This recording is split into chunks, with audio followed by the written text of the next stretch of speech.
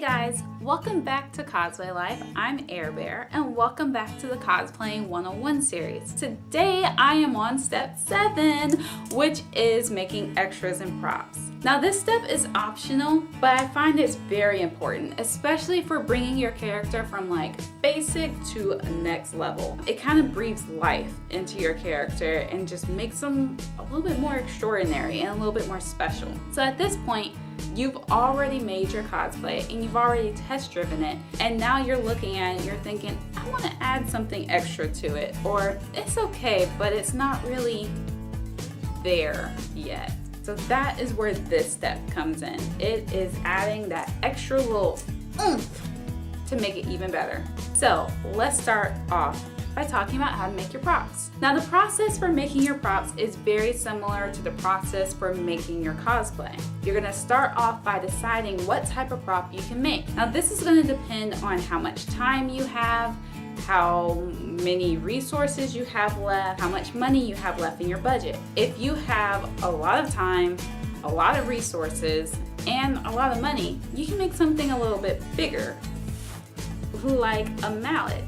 If you have less time, less money, less resources, you might want to stick to something a little bit smaller, like a button or a belt buckle. So you've decided what type of prop you can make. Now it's time to do some research. So you're going to look up what sort of prop your character usually carries. You can also look up props that other characters in the universe carry. For example, if you're doing Harlequin, you may want to carry a batarang in your back pocket. You can also look at similar props. For example, Poison Ivy doesn't have a weapon, but she does usually have man-eating plants. And that reminded me of the piranha plant from Super Mario Brothers. So I thought it would be cool if she carried like a piranha plant staff. I didn't have the time, money, or resources to make the staff, but it would have been cool. Like, it would have been super cool.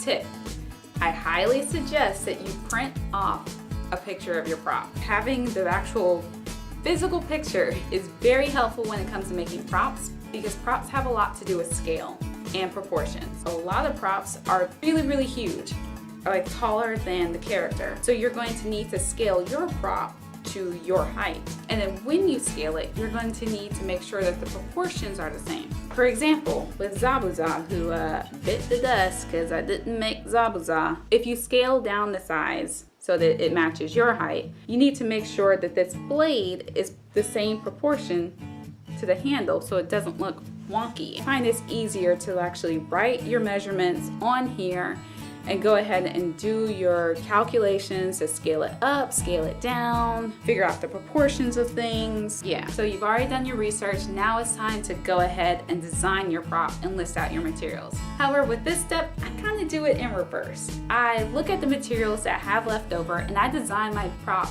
based on those materials. Mainly because my goal is to save money. I don't want to buy a whole bunch of extra stuff, because at this point, I probably already overspent my budget. So I don't need to buy a whole bunch more stuff with money that I don't have. Like if I have a lot of craft foam left over, chances are I'm going to throw a button on that mess, or a gauntlet, or a pauldron, because those are all the things that I can make out of craft foam, and I can make them relatively easy. If I have a lot of cardboard left over, I may do a weapon. So after you've made your design, it's time to go ahead and go shopping. Now you can also recon first, but usually for me at this point, I've already been to the store about 5 or 6 times, so I know what they have in stock, and I already have a pretty good idea of what I want to make. If you need to and you want to, go ahead and recon, because it will save you money and you won't buy a whole bunch of unnecessary stuff if you do research first. So after you purchase your materials, it is time to make your cosplay. Now you're going to want to consider a couple of things. First, how are you going to be using your prop? Are you going to be using it to pose with, or is it just going to be sitting like on your costume? You also want to consider the event that you're going to. Do you have a lot of walking around to do? Or are you going to be sitting for a long time? And if you're sitting for a long time, where's your prop going to sit while you're sitting? And lastly, you want to consider if you're going to allow other people to hold your prop. So the answers to those sorts of things are going to determine how durable you're going to make your prop versus how lightweight you're going to make it. Generally, the more durable your prop is, less lightweight it's going to be. So you're gonna have to find a good balance based on how you're using your prop and where you're going to be wearing it, depending on where you're going. If you're walking around a con all day, you don't want to carry a heavy weapon, but you're gonna have to be careful. The more lightweight your object is, the more delicate it may be. So speaking of delicate, you need to go ahead and decide if you're going to allow other people to hold your prop. If it's really cool, people are going to ask you all day if they can hold it or if they can take a picture with it or whatever. And if you are okay with them holding it, are you okay with them breaking it? Accidentally, of course, but you know, if poop happens. If you're not okay with allowing other people to hold it, go ahead and figure out a polite way to tell people that you're just uncomfortable with that. After you finish making your prop, it is time to test drive it, and you want to be very careful with test driving. Even if you think your prop looks nothing like the real thing, someone else may still freak out and call the police. Generally speaking,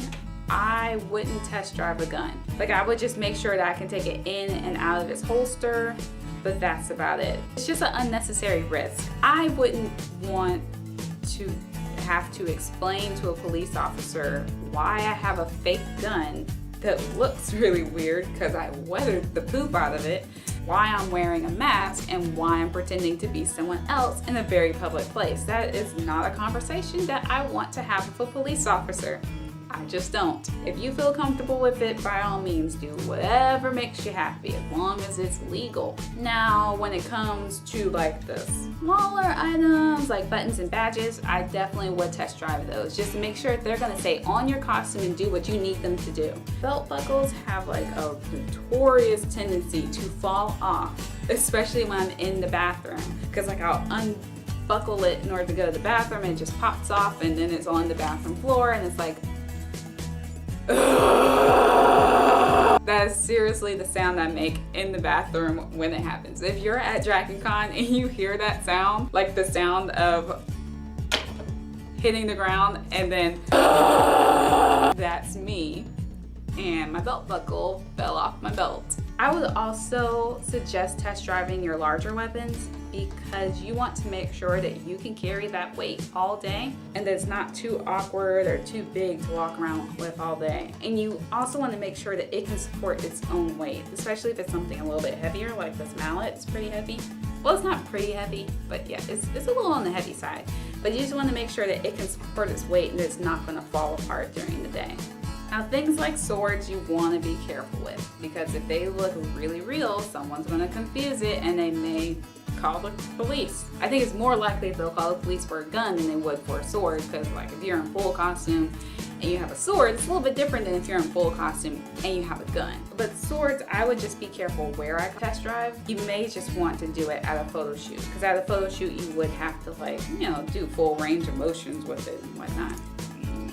So now that we talked about how to make your props, let me give you some suggestions of different props and extras and details that you can add to your cosplay to take it to the next level. So let's start off with weapons. You can add guns, mallets, maces, bats, bludgeoning objects, clubs, those little fisticuff knuckle thingies for your hands, punching. Yeah. Even if your character doesn't typically carry a weapon, you can still add one on. You can also add masks to your cosplay, especially if you've made up your own character and you didn't already incorporate a mask to your cosplay. A mask could be a great addition, but just think about whether or not your character, based on their origin story, would wear a mask and what type of mask they'd wear. Like if it's a big one like Batman's cowl, or if it's like a little one like Robin, or if it has like cat ears like Tigress. Been watching a lot of Justice League. I don't know if you can tell. In addition to masks, lights. You can add lights to the mask, or you can add lights anywhere on your cosplay, but lights are an extra that make your cosplay like super awesome. As long as they fit. Like if you're doing Aladdin, you don't need lights unless like you add lights to your lamp. Wolverine wouldn't have anything that lights up. It would be weird if his claws lit up. But like if you were to do like a Tron Wolverine mashup, a crossover or whatever, that could be pretty darn cool. It's Tron, bub. My claws are touching. Weathering. It's another detail that adds a lot of life to your character, and it doesn't cost that much extra to do. It adds like a story.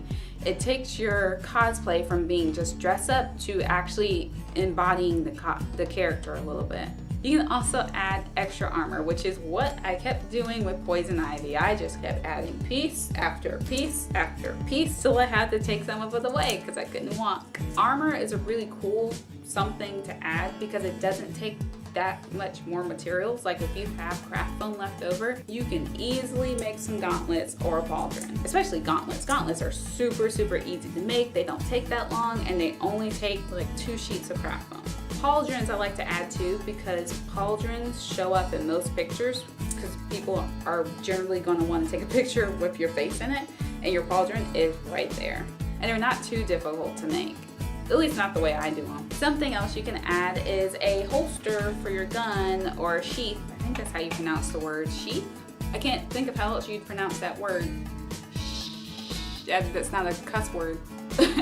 Yeah, so sheath. That's something cool that you can add if you already have a weapon or if you already have a gun or a sword or whatever. And it's really cool like, if it works and you're posing and you do the shh, because like as soon as you do that, people are going to come out of the woodworks to take pictures of you because it looks really bad to us. Shh. Not when I do it, but like if you were to do it and you were to do it in character, shh, you would look flippin' awesome. Add a sheath or whatever.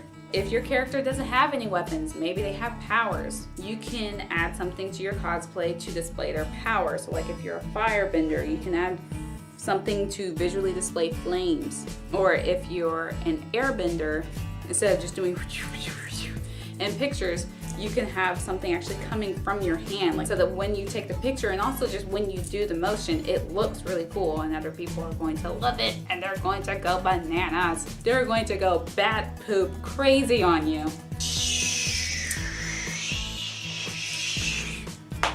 Yeah, that's the main thing about like weapons and all of this stuff. It makes pictures look better. If you're posing and you don't have anything in your hand, it's like, what do? But if you have like if you have a gun, it's a lot cooler than that. See, it's just cooler to have weapons or like some sort of display of power rather than just holding your hands. I've said it before, I will say it again. Trim and rhinestones can save your life one day, even if your costume looks like poop. If you throw trim and rhinestones on it, it takes it to another level. If you have like a plain or basic top and you add some trim or rhinestones to it, like that is all Jasmine is. It's just trim and rhinestones. Like there's some other stuff like getting the right colors. Trim adds a lot of luxury to a cosplay. Trim could make you look like you're rich and you own the country because you can afford to have like gold lace trim on the sleeve of your arm. You roll like that. In addition to that, you can just throw in extra accessories like belt buckles, belts, gloves, rings, watches, special socks, whatever. Think about what your character has to do in the typical day. Are they going to be kicking butt? If they are, they're probably not going to have as much jewelry, or they might have jewelry on and it might just be something small. Or if they are going to be kicking butt, they might have huge rings on their hands so they can do some damage. So with all of these accessories and props and extras and all of that, think about who your character is. If they're a well-to-do person, they're probably going to have more accessories like watches and aviator glasses and whatnot. If your character is more like a street rat, they'll have holes in their clothing, or their clothing may be dirty. They'll have tattered edges. Their clothing may be wrinkled or faded, all of which are weathering things that you can add to your costume. Typically, I'm weird, not weird, I am weird, but I don't like to weather my clothing. It's just like a mental thing for me, ruining clothing. I love it when other people do it. It's just I can't bring myself to do it yet. Yeah, and also because I like to reuse a lot of my things for different cosplays. If you weather it for one thing, it's going to be weathered for everything you put it on, and it makes it less versatile. Another extra that is great to add to your cosplay is makeup. Yeah, makeup needs its own video. There's a lot that you can do with makeup. I just do pretty makeup. I don't do like the like scars and whatnot because I don't know how to do it, and usually I don't like being ugly. I I like to do things that are pretty. So if you have a cosplay and you can't think of what extra to add to it, and you need some suggestions or ideas, I'm full of them.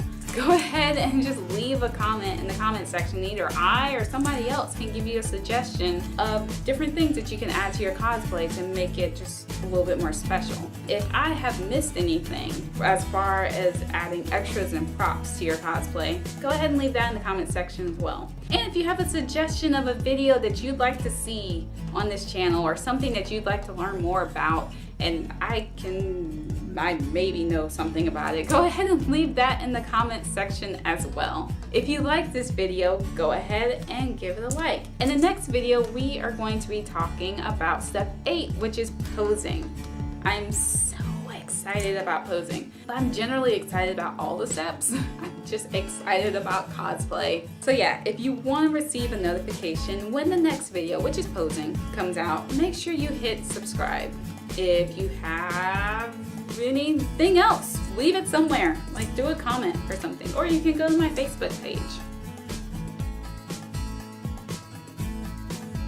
Yeah, thank you so much for watching. If you are already a subscriber, thank you so much for subscribing. It warms my heart. You have no idea. Thank you so much. Deuces. I will catch you next time when we are posing. I'm posing. Posing. All right. Deuces. Bub. That was a pretty cool one. Posing. Deuces.